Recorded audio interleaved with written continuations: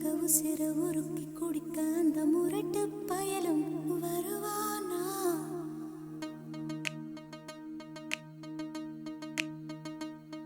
இந்த சிரிக்கி மக உசிர உருக்கி குடிக்க அந்த முரட்டு பயலும் வருவானா?